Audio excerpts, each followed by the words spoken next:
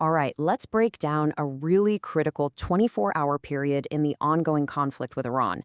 We're not just looking at another day of headlines. We're on day 16 now, and this is where things get really interesting, because the whole nature of this confrontation is starting to shift. And this, right here, is the single most important thing to understand. You know, all those fast-paced strikes and big moves we saw at the start, that's kind of given way to something different.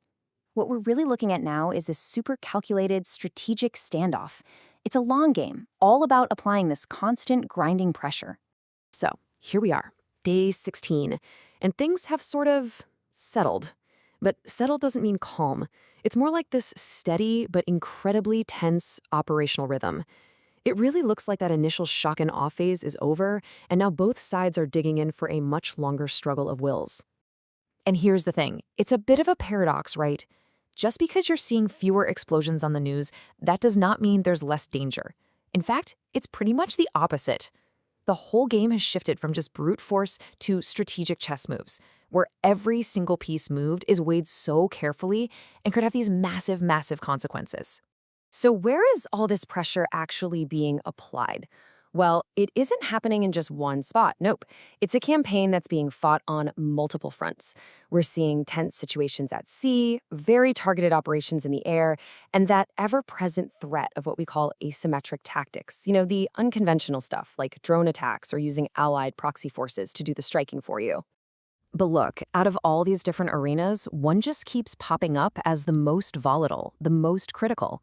Every bit of intel, every report we're seeing, it all points to the same conclusion: the maritime front. The waters of the Persian Gulf, that is the real hotspot right now. And here's why this should matter to, well, pretty much everyone on the planet.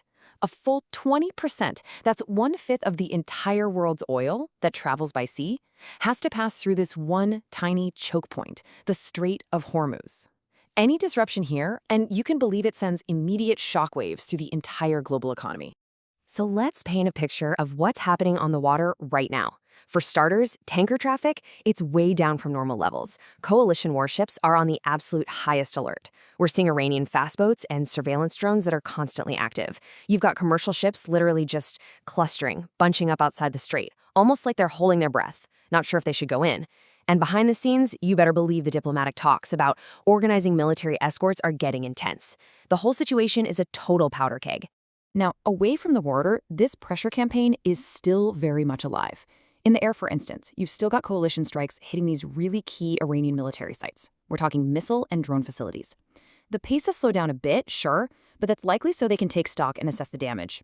Iran, for its part, is beefing up its air defenses, and at the exact same time, it's dipping into that asymmetric playbook we just talked about, using drones and proxy groups to hit back without getting into a direct fight. Okay, so we know where this is all going down. The big question is why? What does each side actually want here? To really get what's happening in this new phase of the conflict, you have to dig into the goals of each side, because they are fundamentally at odds with each other. And this is where you really see the strategic deadlock, the stalemate. You've got the US and its allies on one side, and their goal is pretty clear. They want to weaken Iran's military capabilities, especially their missiles and drones, and crucially, keep those sea lanes open for business.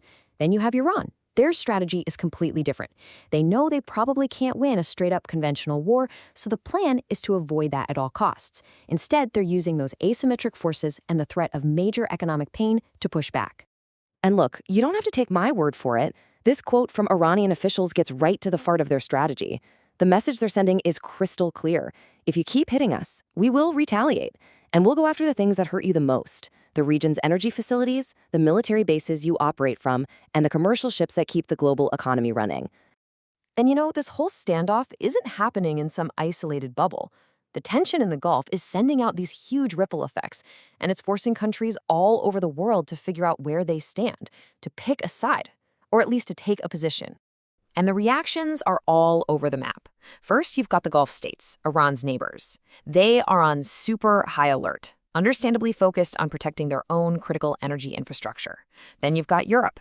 They're in the middle of these intense discussions about whether they should get involved, maybe send their own navies to help with escort missions. And then, of course, there's Russia and China. They're publicly calling for everyone to calm down, for de-escalation, which also conveniently positions them as potential mediators in the whole affair. And this is so important to remember.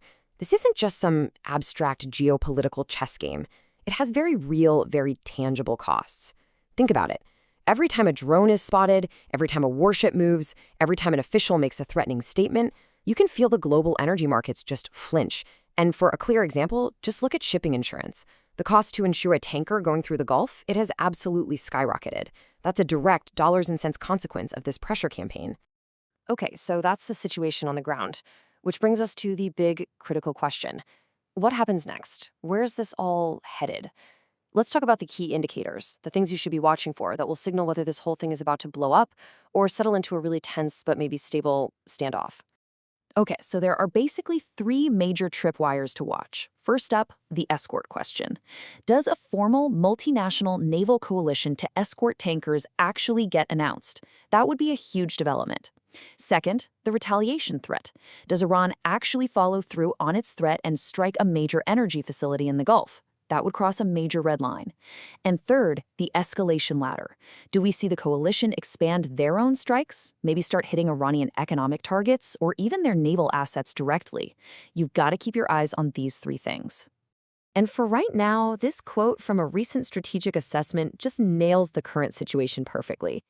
It's a dangerous dance where both sides are pushing as hard as they can, trying to find the other's breaking point, all while desperately trying not to take that one final step that would push the entire region over the edge.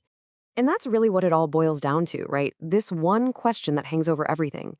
Every move is a calculated bit of pressure, but every single one of those moves also carries the risk of being seen as the final provocation, the one that goes too far. So as we settle into this new phase, this long game of sustained pressure, the entire world is basically holding its breath, just watching and waiting to see which move comes next.